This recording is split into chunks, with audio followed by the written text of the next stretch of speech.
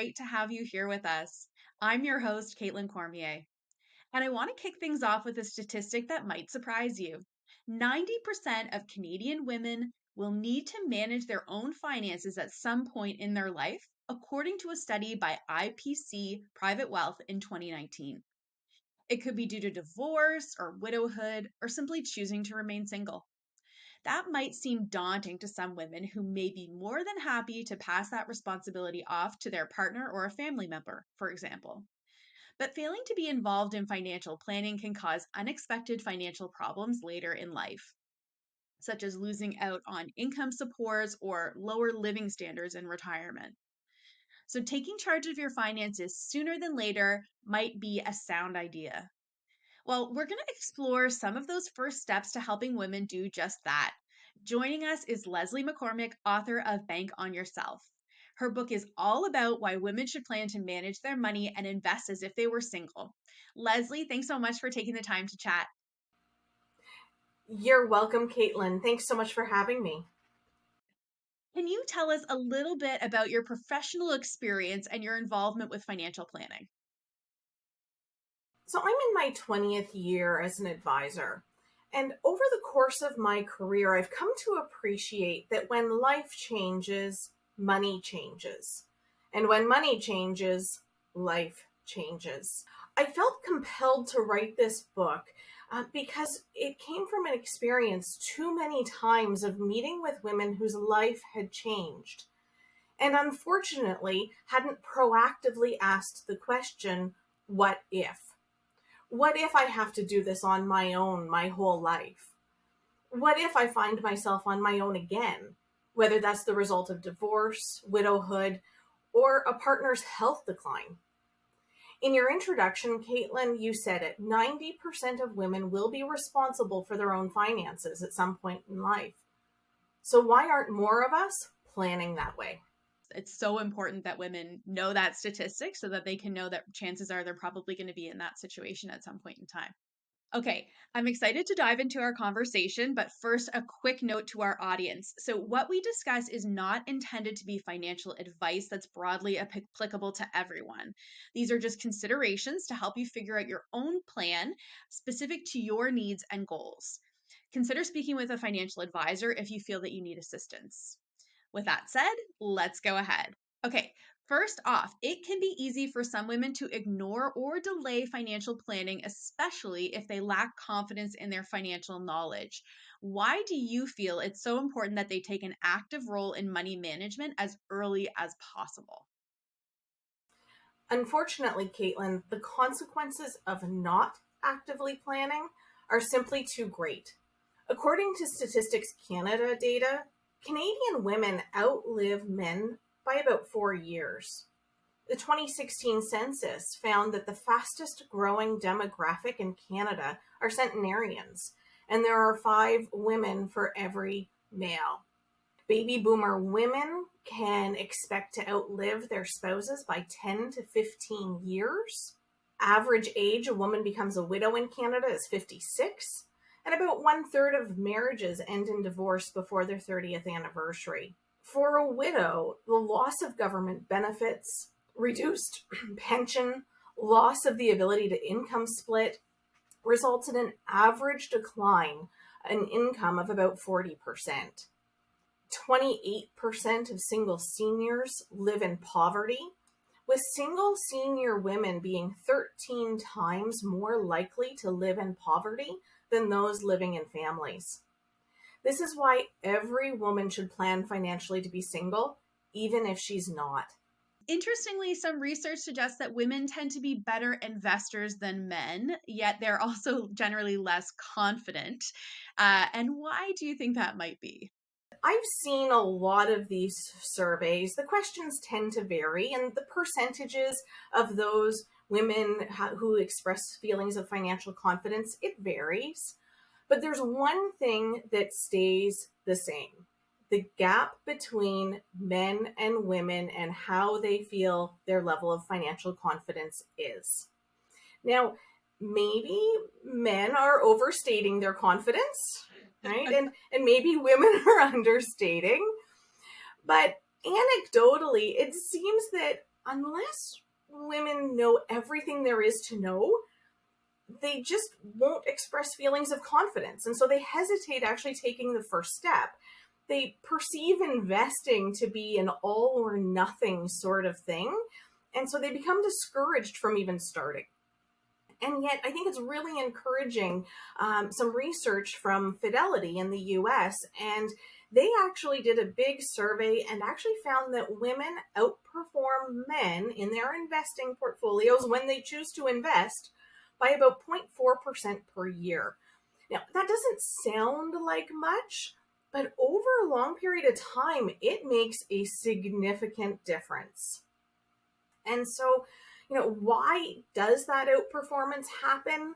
I tend to think it's because, women tend to be planners and are really good about taking a long-term view. We have more patience. And so when we have a plan, we're likely to stick it out. And we tend to invest. We don't gamble. And so by investing, not gambling, I think we avoid some of the really big downsides in the portfolio.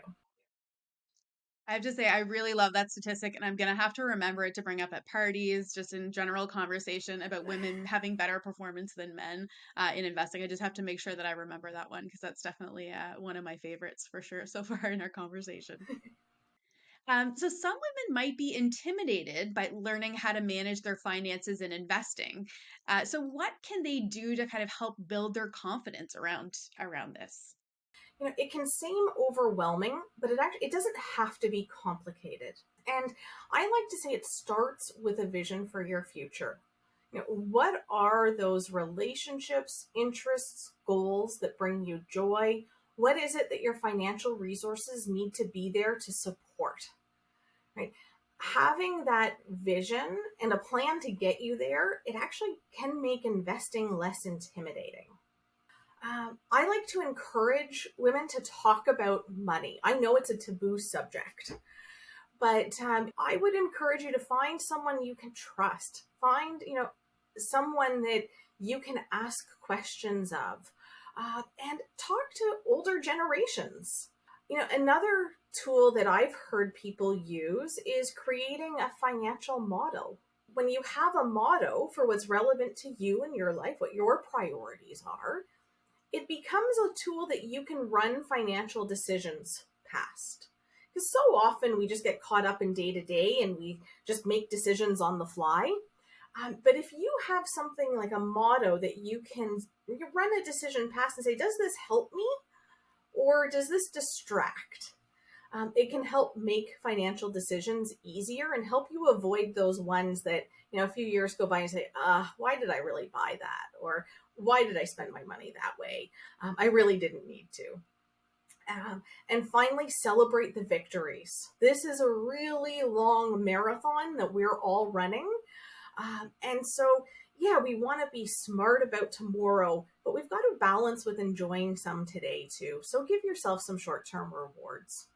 In your book, you talk about the importance of creating an actual financial plan and an investment plan that details how you will save and live during retirement. So, what are some of the elements of a sound plan for someone to put together? So, in your experience, what are some of those kind of key elements? Right. So, in my opinion, a sound financial plan, you might have heard the acronym when it comes to plans as being SMART, right? They need to be specific, measurable, attainable, realistic, and timely. And there are a number of very specific details that might go into a financial plan. Some of them are about you, yourself, and your circumstances, and others are assumptions that kind of everyone needs to make. So, for yourself, at what age do you intend to retire? Right? At what point do you want to be working because you want to, not because you have to? How much do you spend? Right? What your lifestyle is, it's kind of your choice. No one else can tell you that. There are no, I don't like rules of thumb. This is about you. This is your plan. So, what does it take for you to be comfortable? The plan will kind of help guide towards how much in savings you will need to achieve that goal. how much you plan to save versus potentially how much you might need to save to reach the goal. Rates of return, I encourage conservative rates of return assumptions. Right? We would way rather accelerate a goal than have to delay a goal. And also it helps allow for things like, well, what happens if there's major purchases or life events, and how that might impact your investment plan. So a really good plan needs to be tracked. Review where you are relative to that plan at least once a year. Change it as your life changes.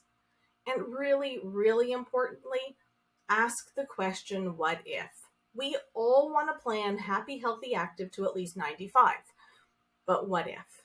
I love how you say that it's not a one size fit all type of plan, that it's very specific to individuals. I feel like sometimes we can kind of feel these things are very regimented. So it's important to know that it's everyone is so unique. Everyone has different circumstances, and it is important to know that those plans can be very specific to those individuals, and yeah, not a one size fits all type of a situation. So that's great.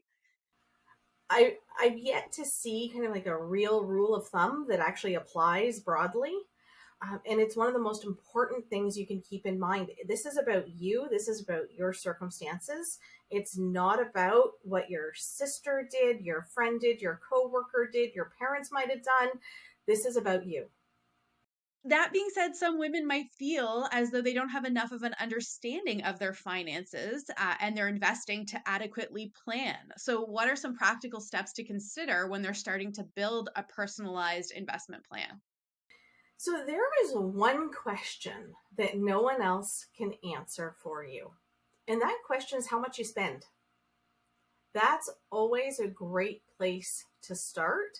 And when you're planning for the future, it's actually one of the hardest questions for people to answer when we're doing a financial plan is how much you spend. So I have a really simple starting place. And that is start with, well, how much comes into your bank account each month today? What comes in? That's an after-tax dollar. It's what you have available to spend, save. And then we fast forward to retirement and we say, well, what goes away?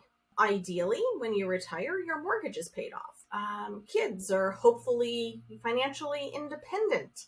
You're no longer having to save for retirement. You're living your retirement. And then we look to say, what gets added in? How do you spend your time if you're not working?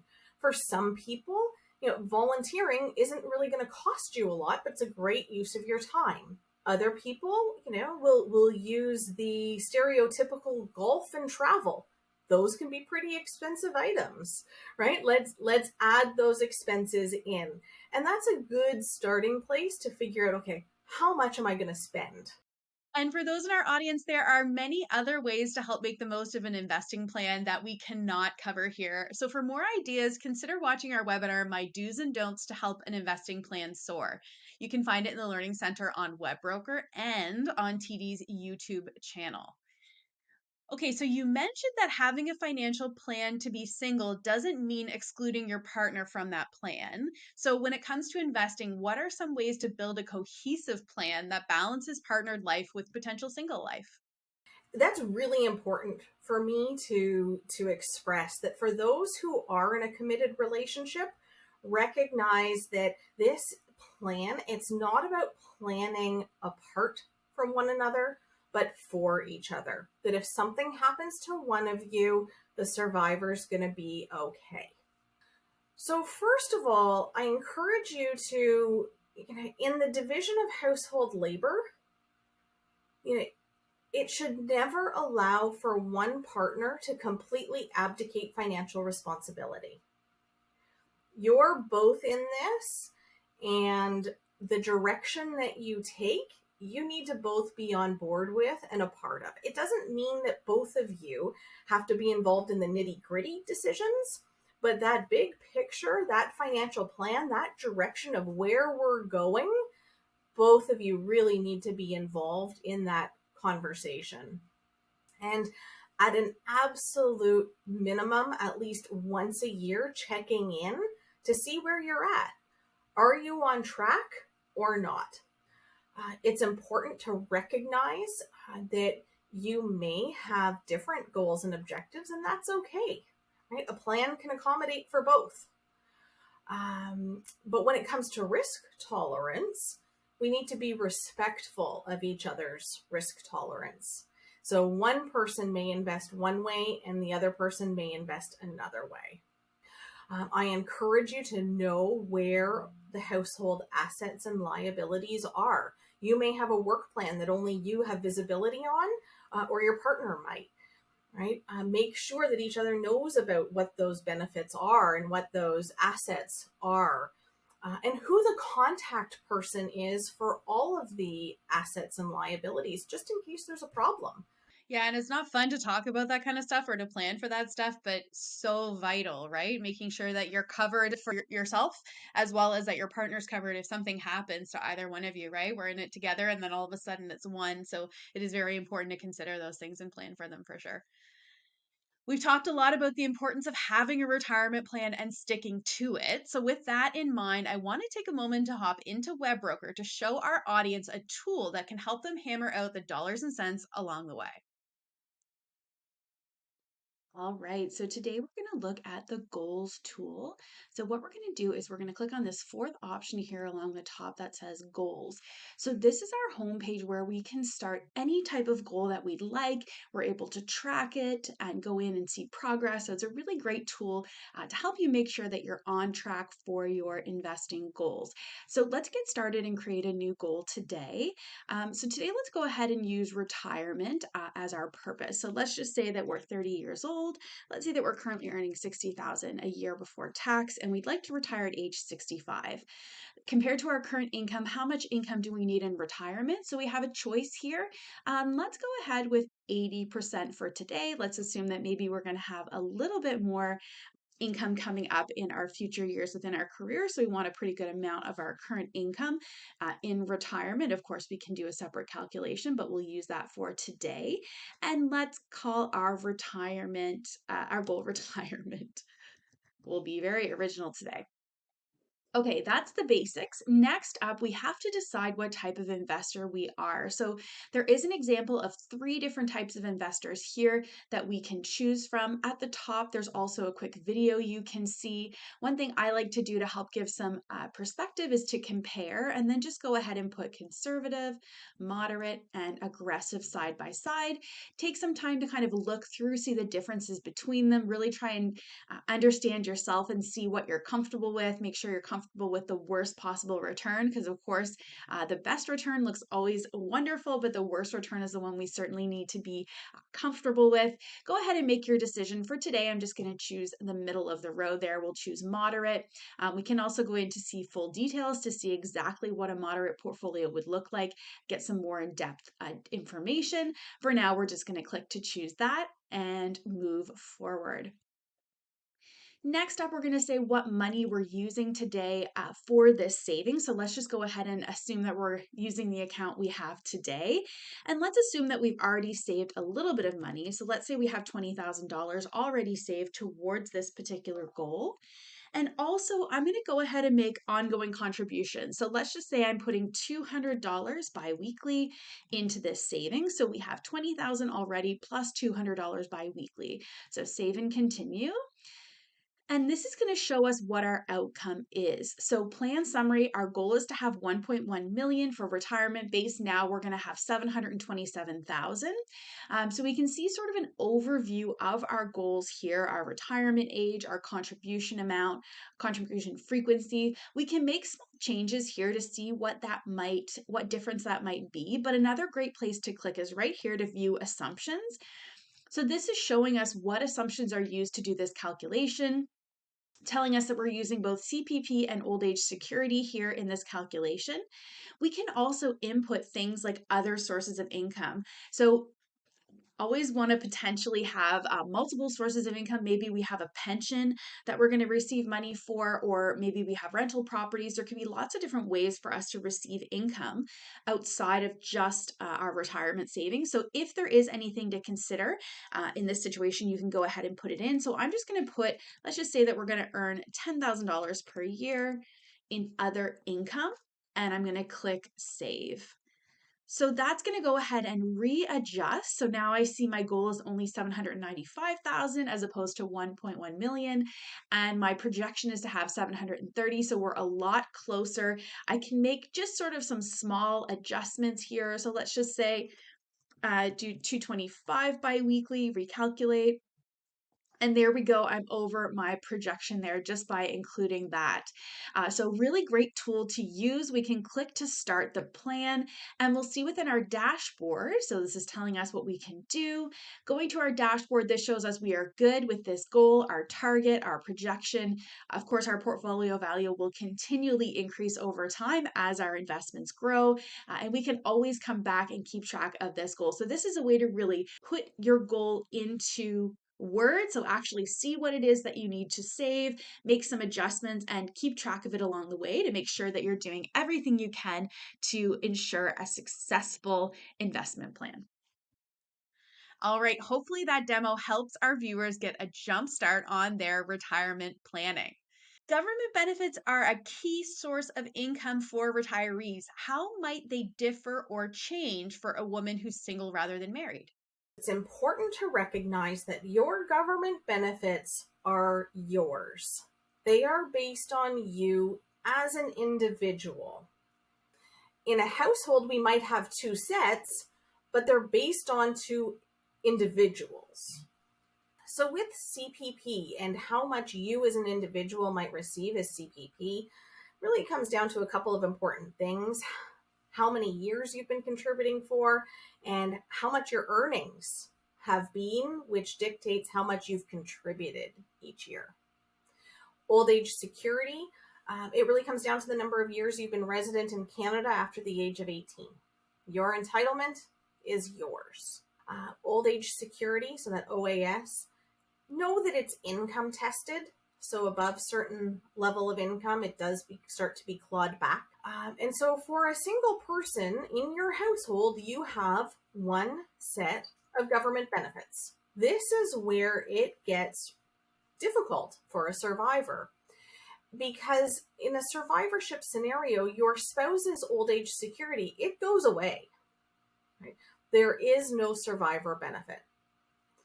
When it comes to survivor CPP, it's a complicated formula. What's really important to note is that your own CPP plus your survivor CPP can never exceed your maximum CPP.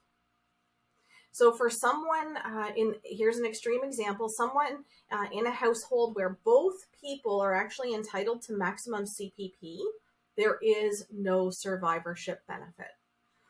And so for a survivor, this loss of government benefits can actually have a significant change in your retirement lifestyle, given there can be a lot less government income to rely on during your retirement.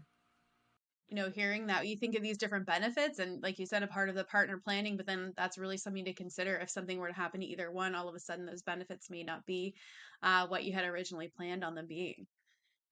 So Leslie, how could women actually help maximize the government and pension benefits that they can collect in retirement as they plan to be single? First of all, I'll start with your work pensions. I encourage you to take advantage of those company matches. Right? A lot of employers offer a program where you contribute and your employer matches what you contribute. With CPP, first of all, make sure that you take advantage of the child rearing provision and have those years that you may have been home with or had a lower income because you are raising small children. Have those removed from your CPP calculation so that you can boost your CPP benefit. But when it comes time to start collecting CPP, call Service Canada and ask questions related to your own personal circumstances. How much would you receive if you retire at a specific age? What will your benefit be? Yes, there can be a bonus for deferring. Understand the downsides of that as well. Old age security, again, each month you defer taking your old age security past the age of 65, your benefit increases. It's a bonus, if you will. Again, it comes down to those personal circumstances. And it's those personal circumstances that will dictate what makes the most sense for you to consider. And I really like to encourage you to consider how and when you start taking income from all of your sources, whether that's government benefits, your pension plans, your investment accounts, not just individually, but in the context of them all together and your overall plan. If you do it tax efficiently, it will greatly impact how much you get to keep. So I'd say consult with a financial professional. And when it comes to tax, speak with your accountant to ensure that you're managing your finances in a tax efficient way. Yeah, lots to consider there. So certainly, if you're not, an expert in these areas, you absolutely, there are lots of experts out there who study this stuff on a daily basis. So important to kind of pull in those professionals when you need them to make sure that you're on the right track for sure. So the other thing you mentioned is you talked a little bit about kind of taking CPP early or taking it late. So what different considerations might women look at when they're trying to decide whether they should take it either at 65, before, or after? Some people look at it as from a life expectancy perspective. How long would I need to live in order to maximize the amount that I would receive? Or should I take it now or later decision based on life expectancy? Well, fortunately, that's only one of those things that we're going to know with hindsight. I kind of like to take a bit more of a proactive approach and look at it from a few other angles. One of which being, if you are in a coupled scenario, what does it look like in a survivorship scenario, right? Maybe it makes sense to take those early because there's no real survivor benefit, right? A bird in hand, so to speak. It depends on the timing of when you are going to retire, right? So if you're still working, it may make sense to take advantage of those deferrals, right? Old age security, it is income tested. So if you know in the early years of retirement, you're going to have a larger taxable income for whatever reason, maybe there's an asset sale that's going to have a large capital gain, who knows what it is, it may make sense to actually defer that old age security. So again, I would view those decisions in context of your personal circumstances and with a view of your overall plan, and make sure to get some input from your accountant when that decision is coming down to tax and a tax strategy. Okay, Leslie, we're going to have to leave it there. Thanks for sharing your perspective on the importance of financial planning for women. It can be an eye opening experience if you aren't prepared, so it's a great idea to get started as soon as possible. Any final thoughts that you want to share with our audience? I just encourage you that this truly is a marathon. It's something that happens over a long period of time, and you can do it. So many women have, you can too. Love it. Some great inspiration to take away. Thanks again for joining us, Leslie. And for those in our audience, make sure to register for our upcoming live webinars and check out our library of on demand content available in the Learning Center and on our YouTube page. See you all next time. All right, Leslie, are you ready for some questions? I am. All right. So, our first question is from Amy. And Amy wants to know, can you share some of the biggest mistakes you've seen women make when figuring out how to manage their finances and investing as a single person? That's a great question. There are a lot of challenges that single women face, right? We all know about things like the wage gap, right? And I have a 14-year-old daughter who loves to talk to me about the pink tax. And being single, not having someone to discuss financial decisions with, and all the expenses are on one person instead of being shared across potentially two incomes. And so there's a lot of challenges that single people face when they are planning financially for themselves. But I want to take a moment to also mention that I see a number of advantages that single women have. First of all, they're already planning to be single. right? So their financial plan, they don't have this potential surprise that hits them at a vulnerable time financially. And they'd already been saving and planning just for themselves. Um, Second of all, what I've seen is they're actually more likely to plan for healthcare costs later on in life and being aware of what that may mean for them, rather than just assuming that a partner is going to take care of them. And finally, they're likely taking steps to financially protect themselves in older age, because again, they realize this is on them. And so putting a lot more effort and care into who those powers of attorney are going to be. And what if you can't manage it on your own? They're already asking those what if questions. And so I find that for single women, financial plans are actually really sound because they're already asking those questions and being aware of the circumstances. But there are some mistakes that some women make. The first one that I run into a surprising number of times is people actually counting on partnering in the future. So, wanting to actually plan financially as if they are in a partnered relationship down the road rather than for being single today. That's a big mistake because financially, we know it's more challenging on your own than in a coupled situation most of the time. Um, and the second big mistake is focusing on short term risk rather than potentially on the long term. And that can result in not investing enough, potentially investing too conservatively. And of course, everyone should always invest according to their own risk tolerance, but basically not taking reasonable risk with enough of their longer term assets can also be a detriment to achieving that lifetime of financial independence. Okay, so definitely some things to keep in mind. All makes complete sense. And I mean, even talking about the single piece, if you're planning to be partnered, but even if you were partnered, you may again be single in the future. So yeah, it definitely makes sense what you're saying about kind of planning that way, for sure. So great insights on that.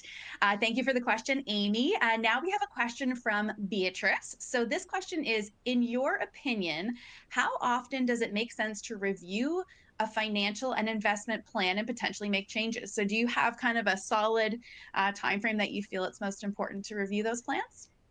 So, if you remember, Caitlin, we talked about the importance of tracking your progress, right? And part of a smart plan is actually checking in, seeing are you on track or not. And so I would suggest that at least annually that check in needs to happen. So, are you on track to your plan or not? And part of that check in actually goes back to reviewing the assumptions. And it's a good check to see does these assumptions still make sense for me? Or have there been changes in my circumstances? And so we would typically update a financial plan regardless every 3 to 5 years, but annually at least check in to make sure you're on track and review those assumptions. And finally, your life changes, so should your financial plan. Absolutely. I mean, even when we think of any type of plan, a fitness plan or any type of plan that you have, it's always important to look back in the progress that you've made, right? It just makes you feel better and more encouraged to keep forging ahead, right? uh, Exactly. our next question is from Patricia. Patricia is wondering, how should I react if someone underestimates my investing knowledge? So, a financial advisor, a banker, or something like that. So, a very interesting question. How do you feel about that? Yeah. So, it's interesting. I would say not every advisor is the right fit for every client, and not every client's the right fit for every advisor. And an advisory relationship is a really, really important one. It needs to be someone that you're actually comfortable asking questions to, and of. It needs to be someone who you don't feel any sort of condescension with. If you're in this together for a long time, and usually that's an advisor relationship, you really need to feel that you can work with this person. And it's interesting if you look at it from a widow's perspective. Something like 80% of widows change advisors within 1 year of losing their spouse. And when asked why, most Most of the time, the answer is because the advisor didn't take the time to build a relationship with me. And so that relationship is really key. And so I would say you need to assess, is that person's underestimating your ability? Is it a condescension, or is it a human mistake, right? And we all do make mistakes. So I would view it as a red flag, and then just see how the other dynamics of that relationship are. And is it something that's, a one time, forgivable, or is it something that's symptomatic of a problem in the relationship? So definitely go on a couple dates with your financial advisor before you financial dates with your financial advisor before you kind of settle on one necessarily. Make sure that there's a spark there, if you will. Exactly. All right, that is great. Thank you so much, Patricia. We have another question. This question is from Jay. So Jay is asking, being at 50 years old and single, what advice would you give to somebody who did not work for a few years or unable to save and now playing catch up? So I'm sure that that's something that you hear quite often. Also with limited income, what would you advise as a side gig? So very interesting. I'm sure there's lots of women out there as well who may have had to take years off or go backwards in their career because of raising families or other things that may have come up. So what do you think about that? So first of all, I would like to say, at least like 50, you still have time, right? And there's a lot of time between now and a typical retirement.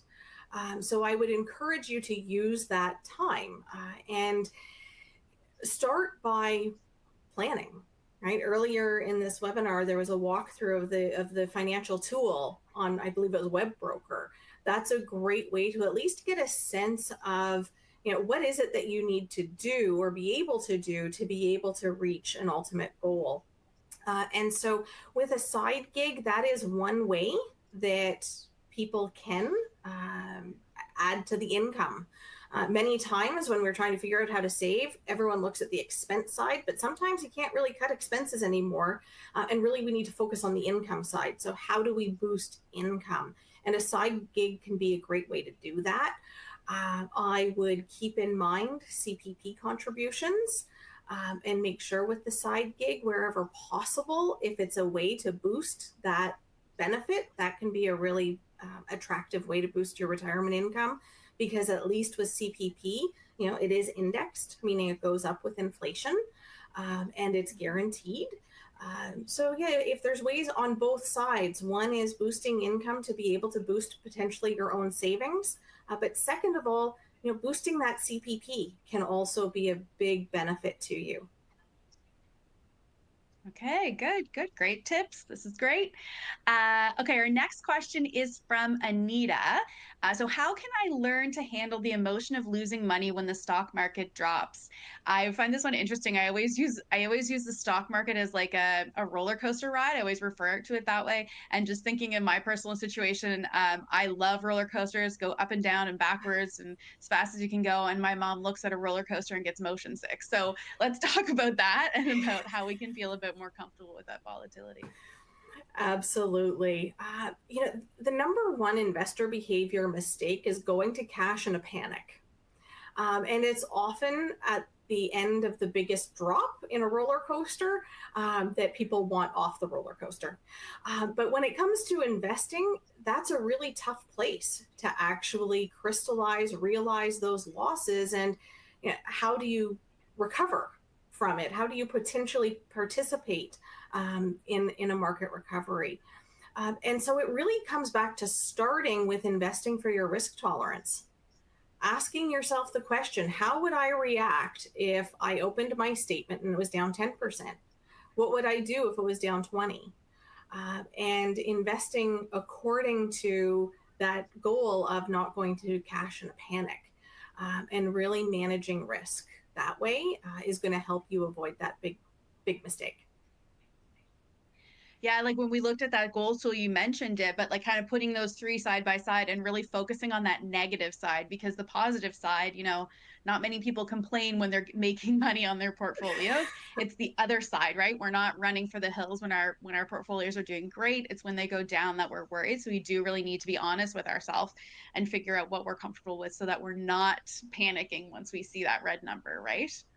Exactly. All right. Our next question is from Sandra. So, Sandra's wondering, what are some of the common habits and traits that you've seen in financially successful women? That's a great question.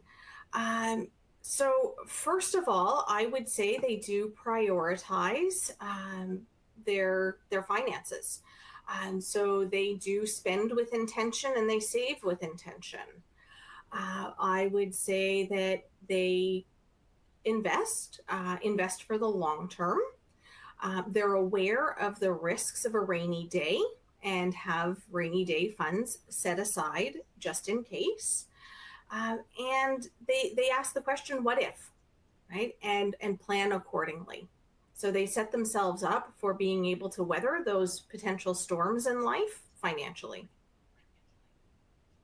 Okay, excellent. Those are some great tips, I think, to consider. Those are all mostly doable as well, right? Focusing on it and those sorts of things. So I think that's great. Thank you for that, Sandra. We have a question from Reese. This question from Reese is, how do I know if I'm saving and investing enough money? It really comes down to planning. What is it that you need your financial resources to do for you, right? And how you can know if you're actually doing that or not is really through a financial plan. Does the projections for what you're saving and investing actually result in you being able to accomplish the goal in the time frame that you're looking to accomplish it in? It really does come down to planning. I know when people get started, a lot of it is just save, right? And sometimes that's where rules of thumb do get applied. And the big thing is getting started. But as time goes by and as your vision for your future starts to become a little more clear, actually planning for what that is, and that's going to give you a really good look at, am I doing enough today to have a reasonable chance of achieving that outcome down the road? Really doesn't sound like we can get around that whole planning thing. Planning seems to be a very key part of this whole process. And following along in that same genre here, we have a question, and this one is from Michelle. So Michelle's asking, how can I find an investing club or an investing advisor for a long time relationship? So yeah, where can we look for an advisor? How can we what are we looking for in an advisor when we're trying to find somebody to help us through this process? What can we actually look for? What are those traits that we're looking for? So that's a really good question. On the investing club front, I'm not sure that I'm really in a position to be able to answer that side of the question. Usually, that is a group of individuals who know one another already, forming some sort of club. And there's pros and cons to that. But on the advisor relationship side of things, again, fit is really important, right? Do you feel comfortable opening up and sharing with this person? That's a really key piece of information. Do they speak to you in a way that you're comfortable with? Is their tone something that you're comfortable with? Do they Can they buy into your vision for your future? Is there an alignment there? And very importantly, does the advisor have the skills and abilities to do what it is that you are looking for them to do? So, for instance, not all advisors actually provide financial planning, right? If it's a plan you're looking for, but that advisor doesn't do it, okay, that's maybe not the right fit. So, I would have a real conversation around, and what is it that that advisor in their practice does? And does that align with what it is that you need from your advisor at this point in time? Okay. Okay, very good. Lots of stuff to consider. Definitely that fit. Think about that speed dating thing. Okay, Absolutely. we have a question here from Jane. So this is interesting. Not sure if this is a place to ask. Could you explain whether annuities are still a viable part of a portfolio? So I will just quickly mention that you can't purchase annuities through TD Direct Investing, but I will let you take it away with the annuities.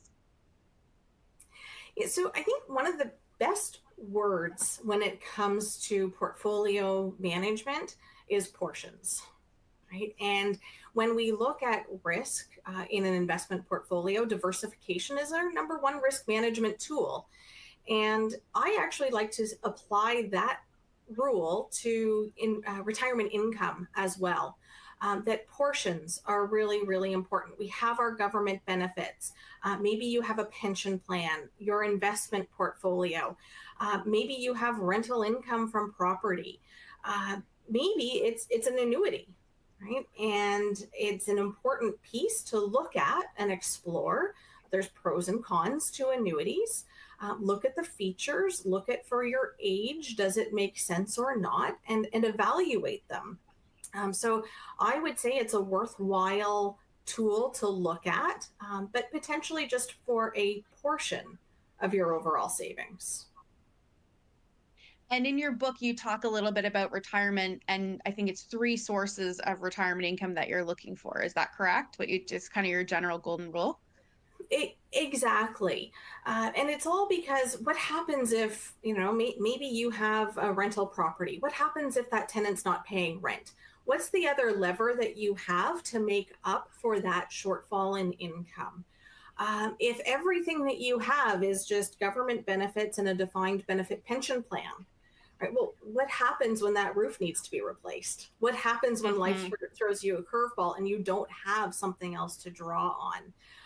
And so that's where I do view diversification as one of the important tools of a retirement income as well when we're looking to prioritize reliability. Hmm. Okay, excellent. I wanted to pick your brain on that because I know, like, from reading your book, I love that piece. I think that's really important too for our audience to hear, just to understand that a little bit as well. Okay, we have a question from Teresa. So this one's just a little bit more specific. So you talked about life events and reevaluating your plan. So what life events should force me to revisit my financial plan, and what life events should I ignore for revisiting my plan? So what are those kind of key moments, and what ones maybe aren't as important to consider? Oh, that's a really good one. So anything that takes time, money, or planning really needs to come with an update in your financial plan, right? So if your time horizon has changed for whatever reason, revisit your plan. If something is off financially, right? You have, you're realizing that what you were planning for spending wise in retirement isn't enough, or a life circumstance has happened that means that it's not enough. That needs to revisit a plan. A change in marital status absolutely requires a change in plan. Things that can be ignored, and I wouldn't even say ignored. I think it's a point of discussion that should be had, and it may or may not result in an update of a financial plan. But something like inflation, right? We've just come through a period of time when inflation was running at a really, really low rate, right? And I had many people ask me, well, hang on, we're planning for an inflation rate of, say, 3%, but inflation's at like 1.5%, right? Maybe we should be reducing the inflation, right? And we're saying, well, you know what? The long term historic average in Canada of inflation rate is actually more than 3. So let's not change that at this point in Yeah. time. Let's keep that consistent. And so, again, I think there's conversation that needs to be had, and you can then decide, does this mean my plan needs to be updated or not? right? Like interest rates too, right? We can say, oh, they were low for so long. Let's readjust, and then boom, things change, right? We really need to look at more history when we're planning. We can't just Right. look at the short term and say this is the way it's going to be. Okay, very good. I love that. That's a very appropriate, timely piece of knowledge as well. So definitely appreciate that. This is one that I definitely see probably a lot of people getting into when we think about women versus men investing, what our risk tolerances are. So we have a question from Candace saying, my husband has a much higher risk tolerance than I do when investing, and he doesn't want to adjust his portfolio to be more moderate. In your opinion, does it make sense for me to adjust my portfolio to be more risk adverse to compensate for this, or should I just follow my own risk tolerance? What would you suggest? So, is there a balancing act there where you become less risk adverse because your partner's extremely risk happy? Risk tolerant. We'll Yeah. use the term risk So happy. What does that look like? I'm.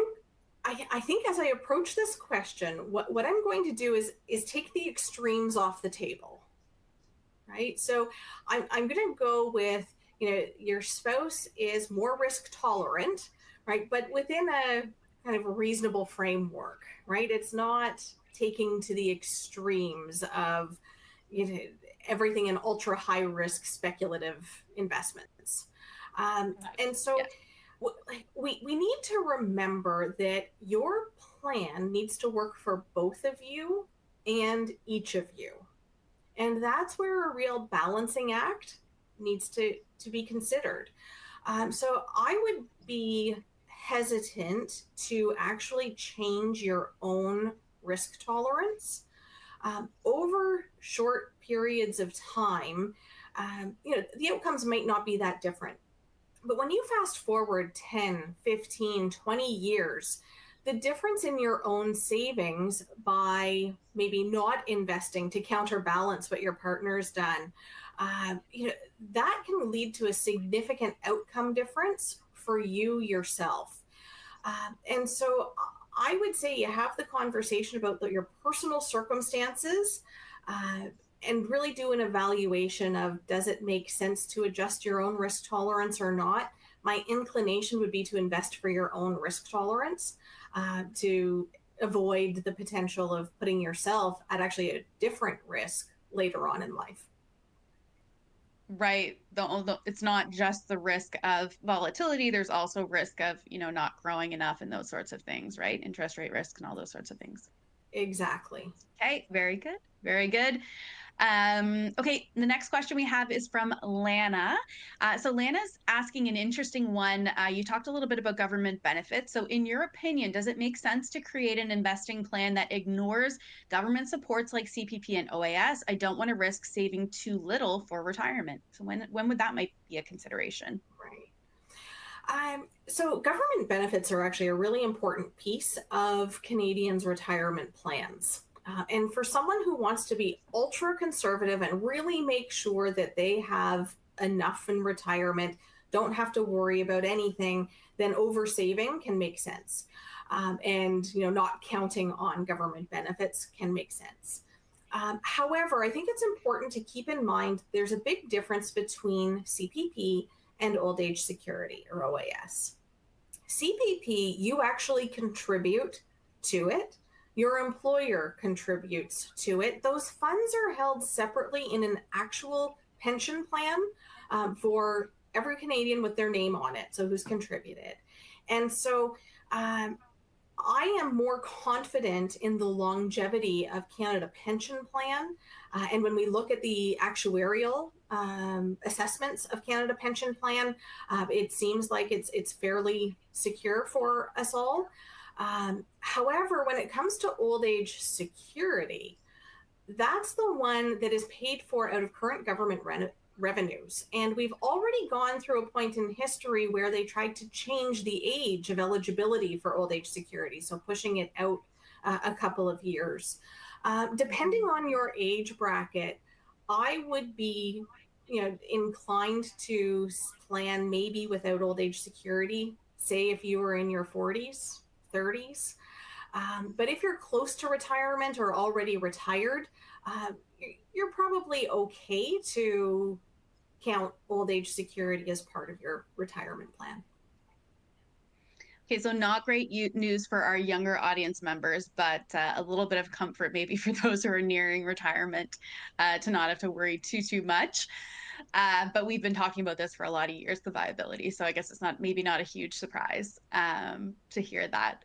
Okay, we have time for one last question. This question is from Grace, and Grace wants to know, do I need a specific goal in order to invest, or can I just get started without a goal? That's a great question. And I would say getting started is the first step, right? And so, your goal can come later. You're setting yourself up for opportunity if you start to invest sooner. But I would say it's never too early to start planning. At least you know what you're kind of going for. But don't let not having a plan hold you back from getting started on the investment front. I am sure a number of these webinars have gone over the importance of starting early. And when you start early, the outcomes are significantly better than trying to play catch up later on in life. So I would say, don't let not having a plan or not having a goal hold you back from investing, because having investments, it should help you have choice in the future. Okay, that's great. What a great note to end on. So, thank you so much, everyone in our audience, for attending today. Any last words, Leslie, before we go? Just thank you so much for having me. And it's a really important topic. And I wish everyone well in their financial journey. It's an exciting one. It's been a pleasure chatting with you. You've given us some really great information to consider, and I agree it's a very important topic to discuss. All right. Thank you so much, everyone. Please take care. We'll see you next time.